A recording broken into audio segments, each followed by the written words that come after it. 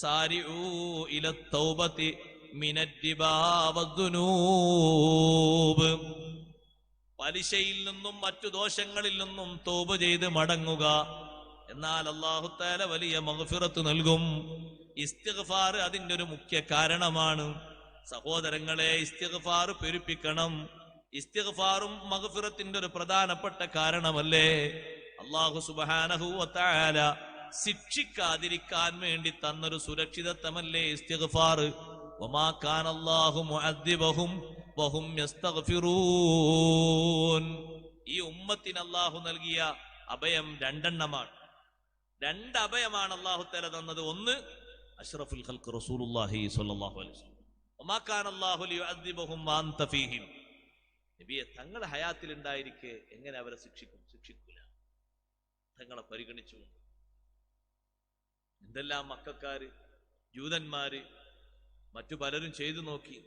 എല്ലാവരെയും ഹലാക്കാക്കുന്ന തരത്തിലുള്ള ഒരു ശിക്ഷ അല്ല. ചെറിയ ചെറിയ ഷോക്ക് ട്രീറ്റ്മെന്റുകളൊക്കെ ഏർപ്പുണ്ടാവും. അതൊന്ന് പഠിക്കാനൊന്ന് മാറാനും ചിന്തിക്കാനൊക്കെയാണ്. വ്യാപകമായിട്ട് മറ്റു അമ്പിയാക്കൾ അവരുടെ ഉമ്മത്ത് നശിക്കുന്നത് പോലെ കണ്ട ഒരു കാഴ്ച ഒരിക്കലും ഇല്ല. രണ്ടാമത്തൊരു അഭയം ഉള്ളത്, വമാ കാനല്ലാഹു മുഅദ്ദിബഹും വഹും യസ്തഗ്ഫിറൂൻ. ഇസ്തിഗ്ഫാർ ചൊല്ലിക്കൊണ്ടിരിക്കെ ഒരു സമൂഹത്തെ അല്ലാഹ് ശിക്ഷിക്കൂല. അസ്തഗ്ഫിറുല്ലാഹൽ അദീം എന്ന് ചൊല്ലുന്നത് വലിയൊരു മോചനത്തിന്റെ മാർഗമല്ലേ? ഇസ്തിഗ്ഫാർ ചൊല്ലാൻ അല്ലാഹു തആല നമ്മോട് നിർദ്ദേശിച്ചത് വിവിധ ഘട്ടങ്ങളിലും വിവിധ സന്ദർഭങ്ങളിലുമാണ്. സന്തോഷങ്ങൾ വരുന്ന സമയത്തും ഇസ്തിഗ്ഫാറുണ്ട്, സങ്കടപ്പാടുകൾ വരുന്ന സമയത്തും ഇസ്തിഗ്ഫാറുണ്ട്. എല്ലാ ഘട്ടങ്ങളിലും ഇസ്തിഗ്ഫാർ കൊണ്ട് കൽപ്പനയുണ്ട്. സാബിഖൂ ഇലാ മഗ്ഫിറത്തിൻ മിർ റബ്ബിക്കും വജന്നത്തിൻ, സ്വർഗ്ഗത്തിലേക്ക് നിങ്ങൾ മുന്നിട്ട് വരണം. അർളുഹാ കഅർളിസ് സമാഇ വൽ അർള്, ആ സ്വർഗ്ഗത്തിന്റെ വിശാലത. ചില പണ്ഡിതന്മാര് പറഞ്ഞു, അർള് എന്ന് പറഞ്ഞാൽ വീതി എന്നർത്ഥമുണ്ടല്ലോ. ആകാശഭൂമികളുടെ വീതിയാണ് ഈ പറഞ്ഞതെങ്കിൽ നീളം നമുക്ക് ഊഹിക്കാൻ കഴിയില്ല, അതിലപ്പുറമാണ്. നീളവും വീതിയും ഒരുപോലെയാകില്ല, വ്യത്യസ്തമാകും. ആകാശഭൂമികളുടെ വിശാലതയുള്ള സ്വർഗത്തിലേക്ക് നിങ്ങൾ പെട്ടെന്ന് വരൂ. അല്ലാഹു സ്വർഗം സജ്ജീകരിച്ചിരിക്കുന്നത് ലില്ലദീന ആമനൂ ബില്ലാഹി വറുസുലിഹി, അല്ലാഹുവിലും അല്ലാഹുവിന്റെ മുർസലുകളിലും വിശ്വസിച്ചവർക്കാണ്. ഈമാനില്ലാതെ സ്വർഗത്തിലെത്താൻ പറ്റുമോ? പറ്റില്ല. വിശ്വാസമില്ലാതെ, ഈമാനില്ലാതെ സ്വർഗത്തിലെത്താൻ കഴിയില്ല. അല്ലാഹുവിലും മുർസലീങ്ങളിലുമുള്ള വിശ്വാസം, അതെ, ആ വിശ്വാസമുള്ളവർക്ക് കിതാബിലും വിശ്വാസമുണ്ടാകും. ആ വിശ്വാസമുള്ളവർക്ക് യൗമുൽ ആഖിറിലും വിശ്വാസമുണ്ടാകും. ആ വിശ്വാസമുള്ളവർക്ക് ഖദറിലും ഖദായിലും വിശ്വാസമുണ്ടാകും. ദാലിക ഫദ്ലുല്ലാഹി യുതീഹി മൻ യശാ. സ്വർഗം അല്ലാഹുവിന്റെ ഔദാര്യമാണ്. മഗ്ഫിറത്തും അല്ലാഹുവിന്റെ ഔദാര്യമാണ്, അതിമഹത്തായ ഔദാര്യമാണ്. സ്വർഗപ്രവേശനം എന്നത് അമല് കൊണ്ട് കിട്ടുന്ന ഒരു കാര്യമല്ല, അത് അല്ലാഹുവിന്റെ ഫദ്ലാണ്. അതുകൊണ്ടാണ് ഒരു ഹദീസിൽ നിങ്ങളാരും നിങ്ങളുടെ ഒരു അമല് കൊണ്ടും സ്വർഗത്തിലെത്തുകയില്ല. സ്വഹാബത്ത് ചോദിച്ചു, നബിയെ, തങ്ങളും അങ്ങനെയാണോ? എന്നാ പിന്നെ അമലൊന്നും ചെയ്യണ്ടല്ല, അമല് ചെയ്തോളൂ. സ്വർഗത്തിൽ അല്ലാഹു തആല കടത്തുന്നത്, പ്രവേശിപ്പിക്കുന്നത് ഫദ്ലാണ്. അമല് പിന്നെന്തിനാണ്? അത് ദറജകൾക്കുള്ള ഒരു കാരണമാണ്. സ്വർഗത്തിലെ വ്യത്യസ്ത സ്ഥാനങ്ങൾ. ഇവിടെ ഒരു ഹദീസ് കൊണ്ടുവന്നത് കാണാം. അള്ളാഹുവിന്റെ ഔദാര്യം മുഖേനയാണ് സ്വർഗത്തിലേക്കുള്ള പ്രവേശനം. ബഹുമാനപ്പെട്ട റസൂലുള്ളാഹി സ്വല്ലല്ലാഹു അലൈഹി വസല്ലം പറഞ്ഞു, എന്റെ അടുക്കൽ ജിബ്രീൽ അലൈഹിസ്സലാം വന്നു, ഇപ്പോൾ പറഞ്ഞ ഒരു സംഭവം എന്ന് പറഞ്ഞ് സ്വഹാബത്തിന് പറഞ്ഞു കൊടുക്കാണ്. ഓ നബിയെ, അള്ളാഹുവിന്റെ അടിമകളിൽപ്പെട്ട ഒരു അടിമ 500 കൊല്ലം ഒരു മലയുടെ മുകളിൽ അള്ളാഹുവിനെ ഇബാദത്ത് ചെയ്ത് താമസിച്ചു. 500 കൊല്ലം അദ്ദേഹം ഇബാദത്തെടുക്കുന്ന മലയുടെ ചുറ്റുഭാഗത്തും ബഹറാണ്, സമുദ്രമാണ്. അല്ലാഹു തആല ആ സമുദ്രത്തിലൊക്കെ ഉപ്പുജലമായതുകൊണ്ട് ഈ ഇബാദത്തെടുക്കുന്ന അള്ളാഹുവിന്റെ അടിമക്ക് കുടിക്കാൻ ഒരു ചെറിയ തടാകം, ശുദ്ധജലത്തിന്റെ ഒരു തടാകം അള്ളാഹു സ്പെഷ്യലായി നൽകി. അത് ഈ പർവ്വതത്തിന്റെ നേരെ താഴ്ഭാഗത്ത്. ആ വെള്ളം കുടിക്കാൻ പോകുന്നതിന്റെ തൊട്ടടുത്തായിട്ട് അല്ലാഹു തആല ഒരു ഷജറത്തുർ റുമ്മാൻ, ഒരു റുമ്മാന്റെ മരവും നൽകി. ഈ റുമ്മാനിൽ നിന്ന്, മരത്തിൽ നിന്ന് എന്നും ഓരോ റുമ്മാൻ അദ്ദേഹം എടുത്ത് കഴിക്കും, വെള്ളവും കുടിക്കും. അങ്ങനെ ഇബാദത്ത് ചെയ്ത് കഴിഞ്ഞുകൂടാണ് ആ മനുഷ്യൻ. വൈകുന്നേരമാകുമ്പോ തായോട്ട് ഇറങ്ങി വരും, ഉളു എടുക്കും, റുമ്മാൻ എടുക്കും, ഭക്ഷിക്കും, വെള്ളം കുടിക്കും, പിന്നെ നിസ്കാരത്തിന് വേണ്ടി. രാത്രി എങ്ങനെ നിസ്കാരം, പകല് കുറഞ്ഞ സമയം വിശ്രമം, പകലിലുള്ള ഫർളുകളും കാര്യങ്ങളൊക്കെ നിർവഹിക്കും. അങ്ങനെ 500 കൊല്ലം കഴിഞ്ഞുകൂടിയ ഒരു മനുഷ്യൻ അള്ളാഹുവിനോട് ചോദിക്കുന്നു, അള്ളാഹുവേ, എന്റെ റൂഹിനെ നീ പിടിക്കേണ്ടത് സുജൂദിലായിട്ടാണ്. ഞാൻ സുജൂദിലായി കഴിയുമ്പോ എന്റെ ആത്മാവിനെ നീ പിടിക്കണം. മാത്രമല്ല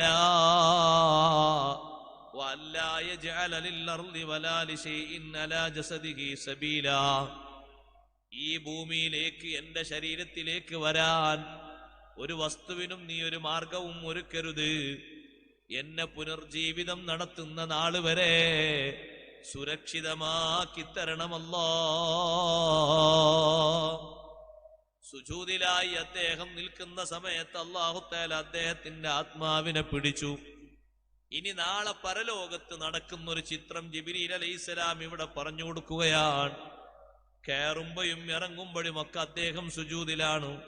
ജിബ്രീൽ അലൈഹിസ്സലാം പറയുന്നു, അള്ളാഹുവിന്റെ ഇൽമിൽ നിന്ന് നമ്മൾ എത്തിക്കുന്നുണ്ട്, ഖിയാമത്ത് നാളിൽ ഇദ്ദേഹത്തെ അല്ലാഹു തആല എഴുന്നേൽപ്പിക്കും, റബ്ബിന്റെ മുന്നിൽ കൊണ്ടുവന്നു നിർത്തും.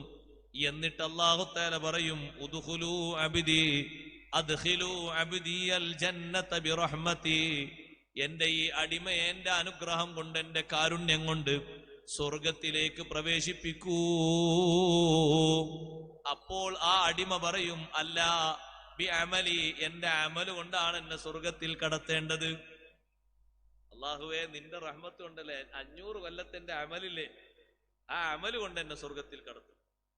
അപ്പൊ അല്ലാഹു തആല പറയും, എന്നാല് മലക്കുകളെ, എന്റെ അടിമക്ക് ഞാൻ ചെയ്ത നിഅമത്തും ആ അടിമ ചെയ്ത അമലും നിങ്ങളൊന്ന് തുലനം ചെയ്യൂ, ഒന്ന് അളന്നു നോക്കൂ. 500 കൊല്ലത്തെ അമലുണ്ട്. നമ്മൾ സാധുക്കളാണ്, നമ്മുടെ അമലൊക്കെ അല്ലാഹു കബൂലാക്കി തരട്ടെ. 500 കൊല്ലത്തെ 100 കൊല്ലം കിട്ടിയാൽ തന്നെ വലിയ ഭാഗ്യാന്ന് പറയും എല്ലാവരും. ഇത് 500 കൊല്ലം അമൽ ചെയ്ത ആളാണ്. ഞാൻ ചെയ്ത നിയമത്തും അദ്ദേഹം ചെയ്ത അമലും ഒന്ന് തുലനം ചെയ്തു നോക്കൂ. മലക്കുകൾ ആ അമല് ഒരു ഭാഗത്ത് എടുത്തു. അള്ളാഹു ചെയ്ത അനുഗ്രഹങ്ങളൊക്കെ എണ്ണി എണ്ണി വെച്ചു. എന്നിട്ട് ആ അമലുകളൊക്കെ നോക്കുമ്പോ അതാ ഫതൂജദു നിഅമത്തുൽ ബസ്വരി ഖദ് അഹാതത് ബിഇബാദത്തി 500 സന. 500 കൊല്ലത്തെ അമലിന് ഒറ്റ നിഅമത്ത് മാത്രം മതി. അള്ളാഹു നൽകിയ കാഴ്ച, അള്ളാഹു നൽകിയ ഒരു ബസറുണ്ടല്ലോ, കാഴ്ച, ആ കാഴ്ചക്ക് മാത്രമുള്ള അമലേ ആയിട്ടുള്ളൂ. വേറെ കുറെ അനുഗ്രഹങ്ങൾ ഇനി ബാക്കിയുണ്ട്. നിലക്കാത്ത രൂപത്തിൽ അള്ളാഹു നൽകിയ അനുഗ്രഹമല്ലേ ഉമിനീര്, അള്ളാഹു നൽകിയ കേൾവിശക്തിയില്ലേ, അള്ളാഹു തആല നൽകിയ മാനസികമായ ബുദ്ധിശക്തിയില്ലേ, ചിന്താശേഷിയില്ലേ, നടക്കാനും ഇരിക്കാനും കിടക്കാനുമുള്ള കഴിവില്ലേ, വ്യത്യസ്ത അനുഗ്രഹങ്ങൾ ഇനിയും ബാക്കിയുണ്ട്. അതിനൊന്നും പകരം വെക്കാൻ ആരാധനയില്ല. 500 കൊല്ലത്തെ ആരാധനയും ഒരു നിഅമത്തിന് മാത്രമേ ആയിട്ടുള്ളൂ. അള്ളാഹു നൽകിയ ബസറുണ്ടല്ലോ, കാഴ്ച, കാഴ്ചക്ക് ചെറിയ വിലയും നിലയൊന്നല്ലല്ലോ ഉള്ളത്. നമുക്കെല്ലാവർക്കും അത് അറിയുന്നതാണ്. അമ്പിയാക്കളെ മുഴുവനും അല്ലാഹു തആല നിയോഗിച്ചു. ഒറ്റ നബിയും കണ്ണ് കാണാത്ത നബിയില്ലല്ലോ, ഒറ്റ നബിയും ചെവി കേൾക്കാത്ത നബിയില്ലല്ലോ. എല്ലാ നബിമാർക്കും അല്ലാഹു തആല കാഴ്ചാശക്തി നൽകിയിട്ടുണ്ട്. കാരണം എന്താണെന്നറിയോ? നബിമാര് മുഴുവനും അല്ലാഹുവിന്റെ മുന്നിൽ ഷാഹിദുകളാണ്, സാക്ഷികളാണ്. സാക്ഷികളാകണമെങ്കിൽ കണ്ണുകൊണ്ട് കാണണ്ടേ? ഓരോ നബിയും ഓരോ ഉമ്മത്തിനും ഷഹീദാൻ. ഫകൈഫ ഇദാ ജിഇനാ മിൻ കുല്ലി ഉമ്മത്തിൻ ബിശഹീദിൻ വജിഇനാ ബിക അലാ ഹൗലാഇ ഷഹീദാ. ആയിച്ചല്ലാത്ത ആളെ ഷഹാദത്തിന് പറ്റൂലല്ലോ. എന്ത് സാക്ഷിക്കാനാ മുമ്പ്? ഇയാളെ മകളെ മറ്റേ ആൾക്ക് കല്യാണം കഴിച്ചു കൊടുത്തിട്ടുണ്ടെന്ന് കേട്ടാ പോരല്ലോ, കാണണ്ടേ? അവർ തമ്മിൽ നടന്ന അഖ്ദുകൾ, പല വിഷയങ്ങൾക്കും വേണ്ടേ അത്. ഷഹാദത്ത് പോലും പുറന്തള്ളപ്പെടു പോകുന്നൊരവസ്ഥ. അപ്പൊ കാഴ്ച എന്നുള്ള അനുഗ്രഹത്തിന് ഈ 500 കൊല്ലത്തെ ഇബാദത്തും വെച്ചു നോക്കുമ്പോ ബാക്കിയുള്ള അനുഗ്രഹങ്ങളൊക്കെ ബാക്കിയാണ്. അപ്പൊ അല്ലാഹു തആല പറഞ്ഞപ്പോ എന്റെ എല്ലാ അനുഗ്രഹങ്ങൾക്കും അദ്ദേഹം ഇബാദത്ത് എടുത്തിട്ടില്ലല്ലോ. എന്റെ റഹ്മത്തുകൊണ്ട് ഞാൻ സ്വർഗത്തിൽ കിടക്കാൻ പറഞ്ഞപ്പോ അമല് കൊണ്ടാ കിടക്കുന്നതെന്ന് പറഞ്ഞു. എന്നാ നിങ്ങളൊരു പണി ചെയ്തോളൂ, അദ്ഖിലൂ അബ്ദിയന്നാർ, എന്റെ ആ അടിമയെ നിങ്ങൾ നരകത്തിലേക്ക് പ്രവേശിപ്പിച്ചോളൂ. അങ്ങനെ നരകത്തിലേക്ക് അങ്ങനെ വലിച്ചു കൊണ്ടുപോകുമ്പോ ആ അടിമ വിളിച്ചു പറയും, അല്ലാഹുവേ ബിറഹ്മതിക അദ്ഖിൽനിൽ ജന്നാ, ഞാനത് സമ്മതിച്ചു, നിന്റെ റഹ്മത്ത് കൊണ്ട് നീ എന്നെ സ്വർഗത്തിൽ കടത്തി തരണം. അല്ലാഹു തആല പറയും, റുദ്ദൂഹു ഇലയ്യ, ആ അടിമനെ എന്റെ അടുത്തേക്കൊന്ന് മടക്കി തരൂ, ഞാനൊന്ന് ചോദിക്കട്ടെ. അള്ളാഹുവിന്റെ മുന്നിൽ കൊണ്ടുപോയി നിർത്തും. അള്ളാഹു ചോദിക്കും, മൻ ഖലഖക വലം തകു ശൈആ, ഒന്നുമല്ലാത്ത നിന്നെ ആരാണ് സൃഷ്ടിച്ചത്, ആരാണ് പടച്ചത്? അടിമ പറയും, അന്ത യാ റബ്ബു, റബ്ബേ നീ തന്നെയാണ് എന്നെ പടച്ചത്. അഖാന ദാലിക ബിഅമലിക ഔ ബിറഹ്മതി, നിന്നെ ഞാൻ സൃഷ്ടിച്ച് നിനക്ക് സൃഷ്ടികർമ്മം തന്നു എന്നത് എന്റെ റഹ്മത്ത് കൊണ്ടാണോ നിന്റെ അമല് കൊണ്ടാണോ? പറയൂ നീ, നിനക്ക് ഞാൻ സൃഷ്ടികർമ്മം തന്നത് എന്റെ റഹ്മത്ത് കൊണ്ടാണോ നിന്റെ അമല് കൊണ്ടാണോ? നിന്റെ അമല് കൊണ്ടാണെങ്കിൽ നീ അപ്പോൾ ഇല്ലല്ലോ. സൃഷ്ടിച്ചതിന് ശേഷമല്ലേ നിനക്ക് അമലെടുക്കാൻ പറ്റിയത്? അമല് ചെയ്യുന്നതിന് മുമ്പല്ലേ ഞാൻ നിന്നെ സൃഷ്ടിച്ചത്? അടിമ പറയും, ബൽ ബി റഹ്മതിക, എന്റെ അമല് കൊണ്ടല്ല നീ എന്നെ സൃഷ്ടിച്ചത്, നിന്റെ റഹ്മത്ത് കൊണ്ടാണ് നീ എന്നെ സൃഷ്ടിച്ചത്. അല്ലാഹു ചോദിക്കും, മൻ ഖദ്ദാക അലാ ഇബാദത്തി 500 സന, 500 കൊല്ലം ആരാധിക്കാൻ നിനക്ക് ശക്തി തന്നതാരാണ്, കഴിവ് തന്നതാരാണ്? അന്ത യാ റബ്ബു, റബ്ബേ നീ തന്നെയാണ് എനിക്ക് കഴിവ് തന്നത്. അല്ലാഹു ചോദിക്കുന്നു, മൻ അൻസലക ഫീ ജബലിൻ, ഒരു മലയുടെ മുകളിൽ നിന്നെ ഇറക്കിയതാരാണ്? വസ്തൽ ബഹരി, സമുദ്രത്തിന്റെ നടുവിലാണല്ലോ ആ മലയുള്ളത്. എന്നിട്ട് ചുറ്റുഭാഗത്തും ഉപ്പുജലമല്ലേ, നിങ്ങൾക്ക് ശുദ്ധജലം മാത്രം പുറപ്പെടുവിച്ചു തന്നത്? എല്ലാ രാത്രിയും ഭക്ഷിക്കാനുള്ള റുമ്മാൻ തന്നതാരാണ്? അതേ നീ തന്നെയാണല്ലോ. വസഅൽതനി അൻ അഖ്ബിലക സാജിദാ, സുജൂദിലായിട്ട് നിന്റെ ആത്മാവിനെ പിടിക്കാൻ നീ എന്നോട് ചോദിച്ചിട്ടില്ലേ? ഇതൊക്കെ നിന്നെ ചെയ്തത് ആരാണ്? അന്ത യാ റബ്ബൂ, നീ തന്നെയാണ് റബ്ബേ അതൊക്കെ ചെയ്തത്. എന്നാൽ ഫദാലിക കുല്ലുഹു ബിറഹ്മതി, ഇതെല്ലാം നിനക്ക് ഞാൻ ചെയ്തു തന്നത് എന്റെ റഹ്മത്ത് കൊണ്ടാണ്. വബിറഹ്മതി ഉദ്ഖിലുകൽ ജന്ന, എന്റെ റഹ്മത്ത് കൊണ്ട് തന്നെ നിന്നെ ഞാൻ സ്വർഗത്തിലേക്ക് കടത്തുകയും ചെയ്യുന്നു. അപ്പൊ സ്വർഗപ്രവേശനം അള്ളാഹുവിന്റെ ഒരു ഔദാര്യമാണ്. ജസാഅം മിർ റബ്ബിക അതാഅൻ ഹിസാബാ, സ്വർഗം കൊടുക്കുന്നിടത്ത് അല്ലാഹു തആല അങ്ങനെ പറഞ്ഞത്.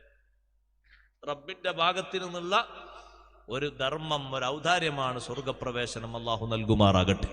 അവന്റെ മഹ്ലായ ഫദ്ല് കൊണ്ട് സ്വർഗീയസ്ഥരിൽ അല്ലാഹു നമ്മെയും നമ്മോട് ബന്ധമുള്ള സർവ്വ മുഅ്മിൻ മുഅ്മിനാത്തുകളെയും അല്ലാഹു ചേർത്തി തരട്ടെ.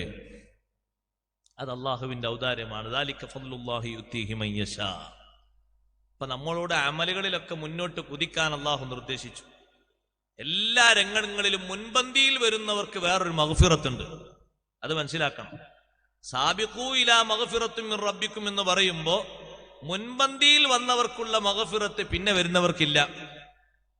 ഒന്നാം സൊഫിലുള്ള ആളുകളെ മഗ്ഫിറത്ത് രണ്ടാം സൊഫുകാർക്കില്ല. ഇമാമിന്റെ നേരെ പിന്നിൽ നിൽക്കുന്നവർക്കുള്ള മഹത്വം വലത്തെ ഭാഗത്തുള്ളവർക്കില്ല. ഏറ്റവും വലിയ മഹത്വം ഇമാമിന്റെ നേരെ പിന്നിൽ നിൽക്കുന്നവർക്കാണ്. പിന്നെ വലത്ത്, പിന്നെ ഇടത്ത്, പിന്നെ വലത്ത്, പിന്നെ ഇടത്ത്, പിന്നെ അങ്ങനെ പോകും.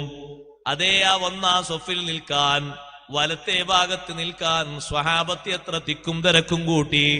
സാബിഖൂ ഇലാ മഗ്ഫിറത്തും മിർ റബ്ബിക്കും, റബ്ബിന്റെ മഗ്ഫിറത്ത് ലഭിക്കുന്ന മാർഗങ്ങളിലേക്കുള്ള തിക്കും തിരക്കുമാണ്.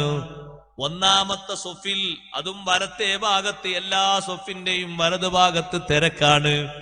കാരണം വലത്തെ ഭാഗത്തിന് വേറൊരു മഹത്വമുണ്ടല്ലോ.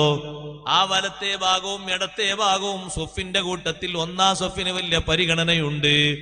അതും തന്നെ സ്വഹാബിമാര് കാണുന്ന കാഴ്ചപ്പാട് മറ്റൊന്നുകൂടിയുണ്ട്. നബി സല്ലല്ലാഹു അലൈഹി വസല്ലം തങ്ങൾ സലാം ചൊല്ലുമ്പോ ആദ്യം വലത്തെ ഭാഗത്തേക്കല്ലേ തിരിയുന്നത്, ആദ്യം കാണുന്നത് ഞങ്ങളെയാണല്ലോ. അതുകൊണ്ടൊരു വേറിട്ട മഹത്വവും ഞങ്ങൾക്കുണ്ട്.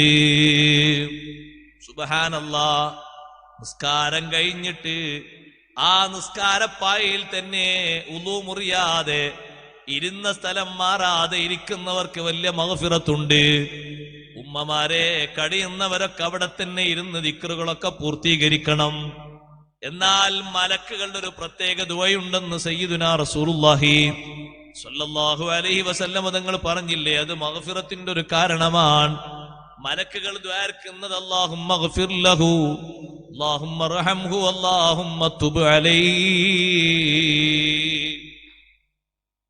ആ ഇരിക്കുന്ന ആള് മാലം യുഹദിസ്, ഉളു മുറിയാതെ, മാലം യുഹദി അഹദൻ, ഒരാളെയും ശല്യം ചെയ്യാതെ ഇരിക്കുന്ന ഇരുത്തം കൊണ്ട് മലക്കുകൾ ദ്വാരക്കണം. എത്ര നേരമായിരിക്കുന്നു അത്രയും നേരം ദ്വാരക്കണം. തള്ളിക്കളയാത്ത ദുആ മലക്കുകളെ ദുആ, മഗ്ഫിറത്തിന് വേണ്ടിയുള്ള ദുആ, റഹ്മത്ത് ലഭിക്കാനും തൗബ സ്വീകരിക്കാനും